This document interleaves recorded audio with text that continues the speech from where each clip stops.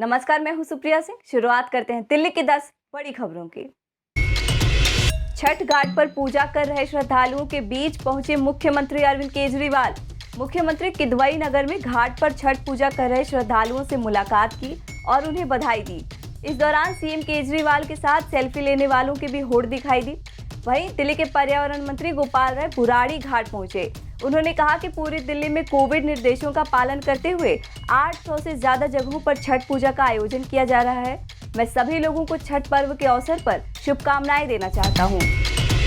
छठ पूजा को लेकर दिल्ली की राजनीति गरमाई हुई है। दिल्ली आपदा प्रबंधन प्राधिकरण की अनुमति नहीं होने के बावजूद भारतीय जनता पार्टी के सांसद प्रवेश वर्मा आईटीओ के पास यमुना के घाट पर बैरिकेड हटाकर पहुंचे। इस मौके पर उन्होंने लोगों से अपील करते हुए कहा कि श्रद्धालु यहां पर आए और पूजा करें। वहीं भाजपा सांसद मनोज तिवारी सोनिया विहार के यमुना घाट पहुंचे। उन्होंने कहा कि हम डीडीएमए के आदेश का पालन नहीं करेंगे, हमें छठ पूजा करने से कोई नहीं रोक सकता।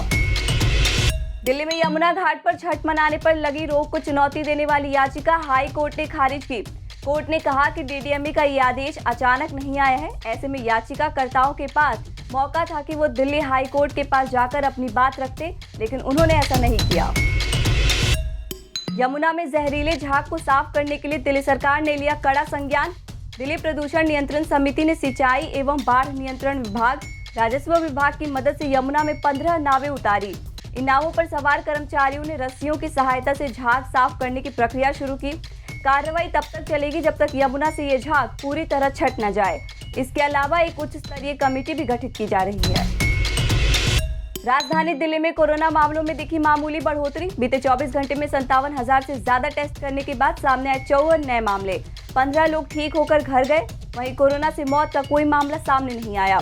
अस्पतालों में 170 और होम आइसोलेशन में 164 मरीजों का चल रहा है इलाज। दिल्ली में अब कुल एक्टिव केसों की संख्या 388।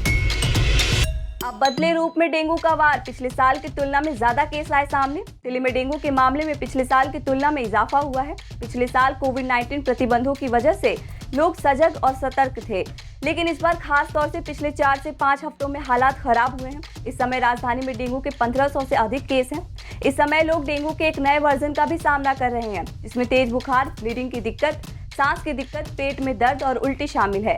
इसकी वजह से मरीज को आईसीयू की जरूरत पड़ रही है। राशन के डोर स्टेप डिलीवरी के मामले में सुप्रीम कोर्ट में केंद्र और दिल्ली सरकार आमने सामने। आम आदमी पार्टी सरकार की मुख्यमंत्री घर घर राशन योजना के खिलाफ केंद्र की याचिका पर सुप्रीम कोर्ट 12 नवंबर को सुनवाई करेगा। दिल्ली हाई कोर्ट के फैसले को केंद्र ने चुनौती दी है। अपनी याचिका में केंद्र ने कहा है कि वह राष्ट्रीय खाद्य सुरक्षा अधिनियम के उल्लंघन में एक समानांतर पीडीएस चलाने का प्रयास है, जिसका लाभार्थियों पर हानिकारक प्रभाव पड़ रहा है। केंद्र ने दिल्ली हाई कोर्ट के मुख्यमंत्री घर घर राशन योजना को लागू करने की अनुमति देने के आदेश को चुनौती दी है। केजरीवाल सरकार का बड़ा फैसला, 2500 रुपए में मिलेगा इलेक्ट्रिक चार्जर का कनेक्शन। दिल्ली की केजरीवाल सरकार ने 2 और 3 पहिया वाहनों सहित हल्के इलेक्ट्रिक वाहन चलाने वालों के लिए एक बड़ी खुशखबरी दी है। दिल्ली सरकार ने इलेक्ट्रिक चार्जर पर 6,000 रुपए की सब्सिडी देने का फैसला किया है। इसके साथ ही चार्जर के लिए आवेदन करने के 1 सप्ताह के अंदर ही चार्जर इंस्टॉल हो जाएंगे। दिल्ली सरकार के इस फैसले के बाद अब कोई भी व्यक्ति केवल 2,500 रुपए की कनेक्शन लागत पर निजी ईवी चार्जर इंस्टॉल करवा सकता है। केजरीवाल सरकार इलेक्ट्रिक चार्जिंग स्टेशनों के लिए शुरुआती 30,000 आवेदकों को 6,000 रुपए की सब्सिडी दे रही है। रिक्शा चालक के बेटे की प्रतिभा देख सीएम केजरीवाल ने बढ़ाया मदद का हाथ, दिए 3 लाख रुपए। मुख्यमंत्री अरविंद केजरीवाल ने आर्थिक अभाव के बावजूद अपनी प्रतिभा से लोगों का ध्यान अपनी तरफ आकर्षित करने वाले होनहार एथलीट लोकेश कुमार की मदद के लिए स्वयं हाथ बढ़ाया है। इंटरनेट मीडिया पर 2 दिन पहले वायरल हुए इस होनहार एथलीट पर जब मुख्यमंत्री की नजर पड़ी तो वे इस खिलाड़ी की मदद करने के लिए खुद आ गया है। दिल्ली पुलिस को मिली बड़ी कामयाबी, 3 करोड़ की हेरोइन के साथ 3 आरोपी हुए गिरफ्तार। दिल्ली पुलिस के आउटर नॉर्थ जिले के नारकोटिक सेल ने एक बड़े गैंग का पर्दाफाश करते हुए 3 लोगों को गिरफ्तार किया है और इनके पास से 1 किलो हेरोइन बरामद की है। पुलिस के मुताबिक बरामद की गई हेरोइन की कीमत इंटरनेशनल मार्केट में 3 करोड़ रुपए है। तीनों आरोपी उत्तर प्रदेश के बरेली के रहने वाले हैं और दोस्त हैं।